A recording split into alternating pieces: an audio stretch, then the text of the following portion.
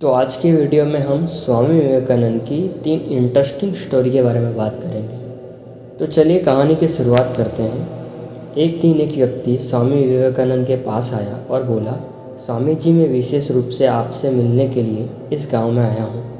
मैंने सब कुछ त्याग दिया है, लेकिन फिर भी मुझे शांति नहीं मिल रही है। मेरा मन भटक जाता है और मैं अपने आप पर ध्यान केंद्रित नहीं कर पाता। मैं कई गुरुओं के पास गया, लेकिन मुझे इसका कोई समाधान नहीं मिला। स्वामी विवेकानंद ने मनुष्य की ओर देखकर कहा, क्या तुम सचमुच जीवन में शांति चाहते हो? आदमी ने बड़े दुख स्वर में उत्तर दिया, हाँ, मैं इसी के लिए तो आपके पास आया हूँ। स्वामी जी मुस्कुराए और बोले, ठीक है, मेरे पास आपके लिए एक रास्ता है और आपको बिना सोचे समझे ये करना होगा। आदमी मान गया। स्वामी जी ने कहा, घर से बाहर निकलते समय यदि कोई भूखा मिले तो उसे भोजन कराओ। यदि किसी को प्यासा देखे तो उसे पानी पिलाओ। अगर आपको कोई ज़रूरतमंद मिले तो उसे कपड़े दें। यदि आप किसी को बीमार देखें तो उसे दवा दें। यदि आप किसी को परेशान देखें तो उसे सांत्वना दें। ऐसा करने से आपको खुशी मिलेगी, उससे आपको शांति मिलेगी। यह जीवन में शांति पाने का सबसे आसान तरीका है। पहले तो मनुष्य को ऐसा करना अजीब लगा, लेकिन स्वामी जी के किए वादे के अनुसार उसने बिना सोचे समझे यह सब कर दिया। लेकिन ऐसा करने के बाद दिन ब दिन आखिरकार उसे अपने जीवन में शांति मिली। ये कहानी से हम देख सकते हैं कि मानव जाति के निस्वार्थ सेवा से ही सच्ची शांति प्राप्त की जा सकती है। एक बार की बात है, स्वामी जी अमेरिका में थे। एक बार एक ईसाई पादरी ने स्वामी जी को अपने घर पर आमंत्रित किया और उन्हें अपने निजी पुस्तकालय में ले गए। मिशनरी जी ने स्वामी विवेकानंद के शेल्फ में लाकर अपनी लाइब्रेरी की सराहना और मजाक में कहा, आपके यहाँ किताबों का क्रम कैसा लगा? स्वामी जी आसपास की चीज़ों और घटनाओं को देखने में दक्ष थे।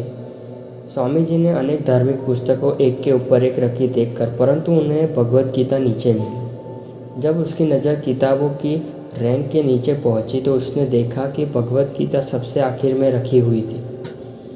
उसके ऊपर अन्य धार्मिक किताबें रखी हुई थी और बाइबल उससे सबसे ऊपर रखी गई थी। स्वामी जी मुस्कुराते हुए मिशनरी से कहे, मुझे बहुत खुशी है कि आप सत्य जानते हैं और भगवत गीता को उचित महत्व देते हैं। इस ईसाई पादरी ने आश्चर्यचकित रह गया और स्वामी जी ने आगे कहा, आप जानते हैं कि श्रीमद् भगवत गीता दुनिया में सभी धर्मों का आधार है। यहाँ रखा सबसे पुराना प्राचीन ग्रंथ है और सभी धर्मों में वह नींव मानी जाती है। आप श्रीमद् भगवत गीता को हटा देखें तो बाकी सब धर्म नीचे गिर जाएंगे। ईसाई पादरी श्रीमद् भगवत गीता को नीचे देखने की कोशिश कर रहा था, लेकिन स्वामी जी की प्रतिक्रिया को देख के वो अचंभित रह गया। उस अन्यायपूर्ण चाल को हमेशा पवित्र हिंदू अतीत और वैदिक इतिहास को सम्मान देने के अवसर में बदल दी। एक बार स्वामी विवेकानंद कहीं पे जा रहे थे, नदी को पार कर रहे थे। तब यह हुआ कि स्वामी जी विश्व धर्म परिषद में महान भाषण के बाद लौटे हुए थे और देश में हर कोई उनके बारे में जान रहा था। विवेकानंद हिमालय के पास घूम रहे थे और एक नदी के पार आए। वहाँ उन्होंने देखा कि नाव के पहले के किनारे निकल चुकी थी, इसीलिए वह नाव के वापस आने का इंतज़ार कर रहे थे और किनारे पर बैठे थे। उतने में एक साधु आए। उन्होंने स्वामी जी को वहाँ बैठा देखा। वह अपने पास आए और बोले, आप यहाँ क्यों बैठे हैं? स्वामी जी उत्तर दिया, मैं नाव की प्रतीक्षा कर रहा हूँ। साधु ने प्रश्न किया, तुम्हारा नाम क्या है? स्वामी जी ने उत्तर दिया, मैं विवेकानंद हूँ। साधु ने मजाकिया लहजे में जवाब दिया, ओह, तो आप प्रसिद्ध विवेकानंद हैं जो सोचते हैं कि केवल विदेश में बोलकर ही महान ऋषि बन सकते हैं। स्वामी जी कुछ नहीं बोले। तब साधु ने नदी पर कुछ मीटर चलकर अपनी शक्ति का प्रदर्शन किया और फिर कहा, क्या तुम मेरी तरह नदी पार कर सकते हो? स्वामी जी ने सम्मान दिखाते हुए विनम्रतापूर्वक कहा, वास्तव में यह एक महान शक्ति है, लेकिन क्या आप मुझे बता सकते हैं कि इतनी महान शक्ति हासिल करने के लिए आपको कितना समय लगा? साधु ने गर्व से उत्तर दिया, यह आसान नहीं था।